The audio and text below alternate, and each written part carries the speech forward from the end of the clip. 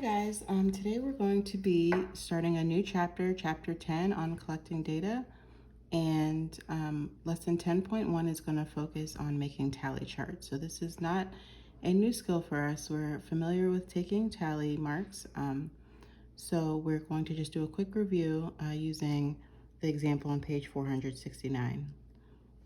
All right, so it says take turns pulling a cube from the bag. Draw a tally mark in the chart for each cube.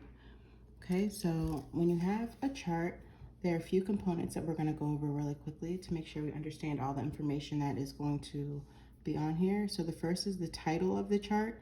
So cube colors. So when someone looks at this chart, they look at the title and this will tell them what the entire chart is going to be about. So if I looked at the title cube colors, I'll know that the information in this chart shows the different color of cubes. So for the first column over here, it says color. So we have blue, red, and green. So these are the three colors that we're going to be working with here. And then this column here is labeled tally. So here will be all of our tally marks showing how many of each color that there will be from the bag. Okay, so let's start. I'll pick one color first, and I see it's green. So when I make a tally mark, it's just one straight line going down. Okay.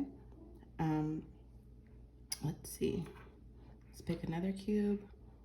Red. So now I'm going to find where it says red in the color section and put a tally mark to represent red. And I'll just keep going as I get different colors. I'll keep recording. Okay, so I have another red, so I'll put another line right next to the other one that represents red and just keep going. Okay, so I have blue, another green one. I'll just keep picking colors until there are no more colors left. Another green. So now I have 3 green cubes, 2 red cubes, 1 blue cube. Oh, I have another red. So far red and green have the same amount with 3 tally marks for each one.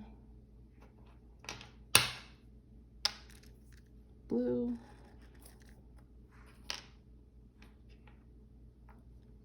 Another green, that makes 4.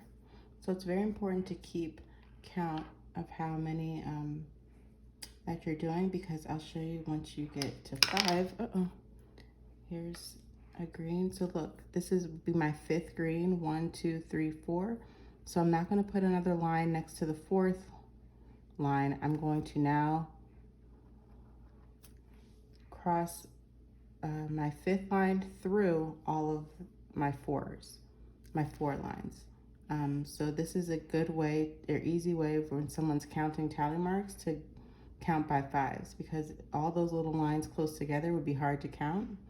But when we do tally marks, we put that line across every 5th tally mark to make it easy to count as we are collecting data. Okay, so I have another red. So I have 1, 2, 3, 4. So if I get another red, I have to remember I have to put a line through it to cross over the 4. So another blue, that's 3. Oh, red again. So remember, I have to put a line through the 4 to represent the 5th red cube. And then this is my last cube and it's green. So then it just, the process starts all over again. So every 5th tally mark, you have to cross over the other 4. Okay, so that's just a simple tally chart. And what a tally chart does is it shows you a quick way to represent data when you're counting one for one. Okay. So let's turn over to the back for the model and draw section.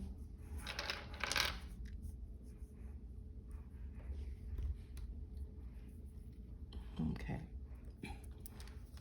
You can take a survey to collect data. You can record the data with tally marks. So a survey is a question that you ask of a specific topic, and then you ask a bunch of different people and then you collect their responses. Okay. Data is just anything that represents those responses. So here we're collecting the data on favorite lunch, and then we're going to represent that data using tally marks. Okay, so it says Greg asked his classmates which lunch is their favorite. All right, so on Greg's tally chart, he has it labeled favorite lunch because that's the question that he's asking. That's the data he wants to collect. And then on this side, he labeled it as lunch. And then he has all the different kind of lunch choices. So pizza, sandwich, salad, pasta. And over here, he has the tally section, and this is where he's going to collect his data. So for each student who says one of these lunch choices, he's going to put a tally mark next to it. Okay? So the tally marks in the tally chart show the children's answers. Each tally mark stands for one child's choice. All right, so for number 1, it says take a survey, ask 10 classmates which pet is their favorite. Use tally marks to show their choices. So for this question number 1, you can either ask, since we're not in school, 10 family members, 10 different friends, whether you want to call them on the phone or we can do it during our Zoom hangout. We can take the survey. But when we do, we are going to go over these questions as a class, okay? So make sure that you wait for us for our Zoom meeting to do number 1, and we're going to take a survey asking about our favorite pet, and then we can proceed with our work for numbers 1, 2, 3, and 4.